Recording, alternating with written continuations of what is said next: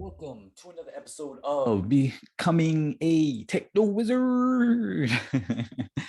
Today we're reading information about information architecture, picking up where we left off with this book here. So before we were talking about, I believe, content mapping and everything involved in that process and why it is so effective and the follies of just copying other people's designs and information architecture because you don't know the bad things. You don't know if that information architecture is even efficient on that person's website. So if you're trying to copy Amazon or if you're trying to copy Apple or whatever, you don't really know how effective that really is. And if you just blindly copy them, it may not work for you, first of all, and second of all, you may be copying their problems as well.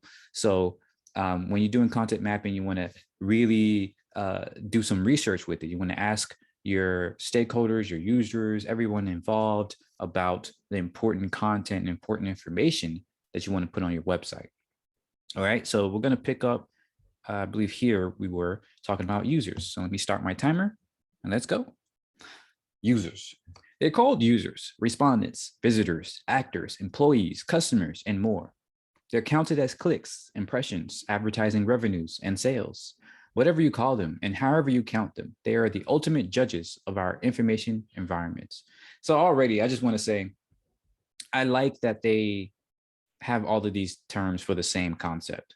Because unfortunately today, people get a little bit too pedantic about the term users. They're like, oh, don't use users, they're customers, or don't use that, they're this.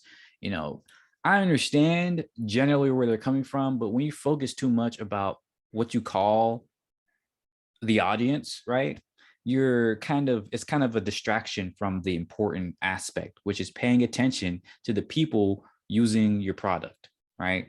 Doesn't matter what you call them for the most, as long as it's respectful, obviously, right? But if you call them users or customers or whatever, it's really a matter of, like, you can, people, I say this all the time across LinkedIn and other places. Oh, we don't use the term user, we use the term customer, right? But those same places are not actually customer centric. They're not user centric, right? They they're too focused on their marketing or all this other stuff, and they're not actually doing user testing or user research or all these other methods of actually listening to the people using the product. And so that saying of, oh, we don't want to use the term users, we want to use this term or that term, is a distraction from the fact that they are not actually paying attention to the people using it. So yeah, I like this right here. Great start. Build a website that confuses customers and they'll go elsewhere. Build an internet that frustrates employees and they won't use it. Yeah. This is the internet's fast forward brand of evolution. In the early years of the web, Time Warner spent millions of dollars on a flashy graphical extravaganza called Pathfinder. Users hated it, and a complete redesign followed months after their original launch. This was an expensive and embarrassingly public lesson in the importance of user-sensitive design. So we've established that people are powerful. They're also complex and unpredictable. You can't blindly apply lessons learned by Amazon to the information architecture design of Pfizer.com. You got to consider the unique nature of the environment and of the people who will be using it. Yes. There are many ways to study user populations. Market research firms run focus groups to study branding preferences. Political pollsters use telephone surveys to gauge the public's feelings about candidates and issues. Usability firms conduct interviews to determine which icons and color schemes are most effective.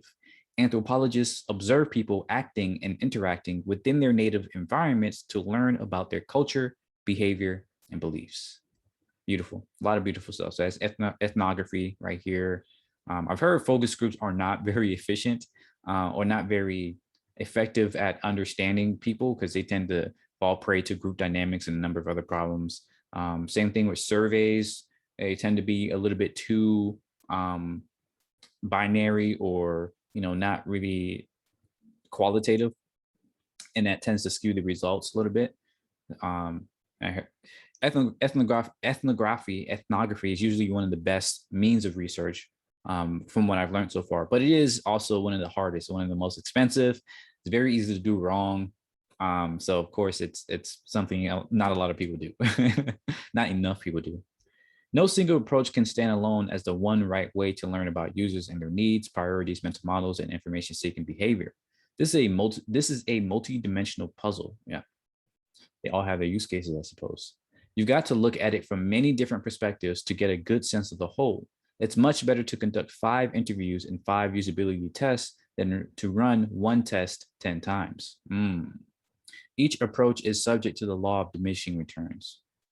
As you consider integrating these user research methods into your design process, keep a couple of things in mind. First, observe the golden rule of discount usability engineering. Any testing is better than no testing. Yeah. Don't let budgets or schedules become an excuse. Second, remember that users can be your most powerful allies. It's easy for your colleagues and your boss to argue with you, but it's difficult for them to argue with their customers and with real user behavior. User research is an extremely effective political tool. Very well said. When you're messing around with the politics of, should we go this, should we go there? Just show you what the users, give them a video or quotes about what the users actually said and what they, had, and it's hard to argue with that. If you argue with that, then clearly you don't care about the users. I mean, it's right in your face. And most people prior to, because most people kind of like to assume that the reason people do these bad things is because they literally don't care about users. And regardless of if they care internally, most people outwardly don't express that. No, it's not like these people are evil or like, oh, I'm gonna stiff them and take all their money. Like, no, most people don't really act like that. Most people are just trying to prioritize what they think is important for users or for the business or whatever, right? What they think is the most important aspects.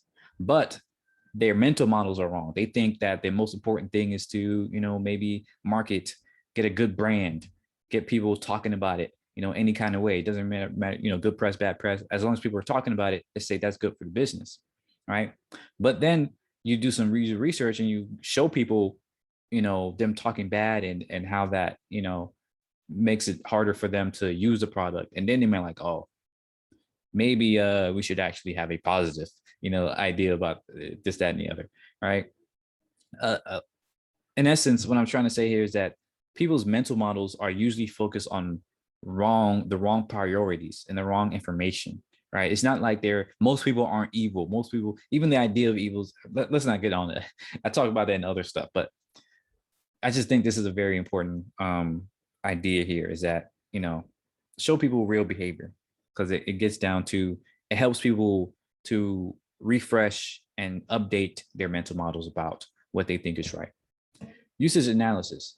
Most projects today involve redesigning an existing product. In these cases, it makes sense to begin by looking at data that shows how people have been using the system and where they've been running into problems. Your content's usage data is a reasonable place to start. Most analytics software, such as Google Analytics, will provide the following reports. Content performance, the number of visits and interactions with content on the site over a given period. Examples include visits, pages viewed, navigation used, and more. This data shows what stuff is popular and helpful for users as well as what's not. By tracking this data over time, you can observe trends and tie content used to events such as advertising campaigns, the redesign of site navigation, and more. Visitor information. Analytics products can claim that claim they can tell you who is using your site. In reality, the information they provide is more general. It usually includes a data point such as the referring sources of visitors, examples coming from search engine, from another website, from social media, etc. The countries their IP addresses are registered in, general capabilities of their web browsers, and so on. Your analytics software may provide additional views into the usage data, indicating the times and dates when people are visiting, ratio of new users to previous visitors, and the types of browsers being used, as shown in figure 11-5, which is going to see here. Yeah. So as you can see, this is a lot of quantitative data, and this is very useful for understanding all this information and for seeing, what goes where. But I think what they're going to get into is that you also need qualitative data to understand why these decisions are being made and understand, the general context of all this. Usage data presented by Google. Yeah. The path that users trace as they move through a website is known as a clickstream. Interesting. I haven't learned that term.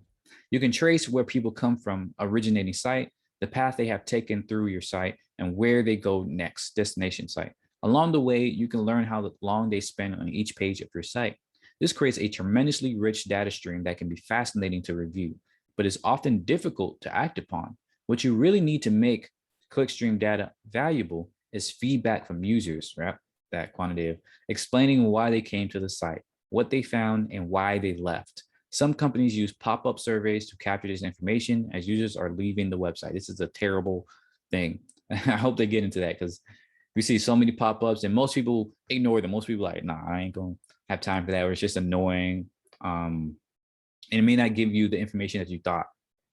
Search log analysis. A simpler and extremely valuable approach involves the tracking and analysis of queries entered into the search engine. By studying these queries, you can identify what users are looking for along with the words and phrases they are using. This is fantastic data when you develop when you're developing controlled vocabularies. It's also useful for when prioritizing terms for a best bets strategy. At a basic level, search log analysis will sensitize you to the way your users really search and what happens when they find or don't find what they're looking for. Users generally enter one or two keywords and sometimes don't spell them right. Looking at search logs provides a valuable education for information architects who are fresh out of school and all steamed up about the power of Boolean operators and parenthetical nesting. You can achieve the same effect using a live search display such as Google Trends, which shows popular terms that real people are using to search now. Figure 11-16. Yeah, I've used this before. It's pretty interesting. I think they discontinued some of this. You can't see as much data, or maybe it's moved somewhere. But last time I looked, you can't see all this, and it's completely different. But it is very interesting. But with your own system search logs, you can learn much more. At a bare minimum, you should be able to get a monthly report that shows how many times users searched on particular terms during that month, as shown here. So 54, search Victor, keywords, travel, keyword. Yeah. Interesting, yeah. But hopefully you can work with your IT group to buy or build a more sophisticated query analysis tool that allows you to filter by date, time, and IP address, as well as discover what the searchers did after completing their searches. Figure 11-7 shows a good example of such a tool. This tool can help you answer the following questions. Let me look at that tool real quick. Okay, yeah. I mean, this is not a very pretty looking one, but yeah, it gets the job done, as they say. You have the date, results, IP address. I wonder if people search by this, as much these days, because nowadays a lot of people use VPNs or have automated, IP address kind of scramblers in their browser and all this other stuff. So I wonder if it's still as important to really know IP address. I don't know. Which popular queries are retrieving zero results? Are these zero hit users entering the wrong keywords, or are they looking for stuff that doesn't exist on your site? Which popular queries are retrieving hundreds of results? What are these 100 hit users actually looking for? Which queries are becoming more popular or less?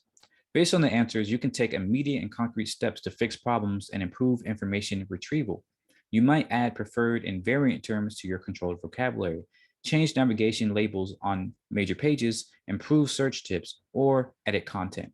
Note that smart marketing groups are also getting interested in search logs as a valuable source of information about customer needs. Beautiful. A homegrown query analysis tool. We got 2 minutes left. Customer support data. In addition to reviewing usage patterns, it's worth looking to the customer technical support departments to see if they've been capturing and analyzing the problems, questions, and feedback from your product's customers. Help desk operators, call center representatives, librarians, and administrative assistants can also be rich sources of information in many large corporations. These are the people to whom customers or employees turn for answers. That means they are the people who know the questions. Yeah, that's another part. Like they say, no dumb questions, but there is a difference between better questions and not so good questions. It's like you have to know the right questions to ask to really get the right information. If you're asking the wrong questions, you're probably never going to find the right information. Let me see. Yeah, it's quite a bit more. I'm going to end it here. because I only have like a minute left, and I want to keep this series short because I have a lot of other long videos. I want to have some short videos too. Um, so yeah, we'll end it there. Hope you got to learn a little bit from this. This was some interesting stuff talking about customers and search algorithms. I've been looking into I became interested in search when I was applying to this company called Algolia. They do smart search, and it was very interesting. I spelled that wrong. There we go. It was very interesting because they showed how in depth search engines are. Like Google only people don't realize that Google only searches the publicly available stuff, like it's part of websites. But if your personal website, like your commerce site, your e-commerce site, or your internet, things like that, has a search engine, you're probably not going to be using Google. You're going to be using an internal search engine, and that's what this type of tool helps you do. Um, so it's very interesting, the depth in which they go, showing you the best designs for different types of searches or different types of um, searching needs. Like if people are searching for on e-commerce sites versus blog sites versus forums or whatever, there's different ways in which you want to design your search engine and your search results to surface different results. So yeah, there's a lot of depth that goes into this. They changed their site a lot since the last time I looked, and I might look back at them as well, because this was before I even got into design, where I started wanting to work with them. But now I see that they're doing pretty well, and I really like what they're doing. So I don't know, maybe I might see if they need some design help. But as always, thanks you for listening. Thanks for watching, and let me know if you have some thoughts, what you learned, or anything else in the comments below. And have a great day. See ya. Bye bye. I don't know why I say bye bye when I hit end share. I meant to hit it now. So bye bye.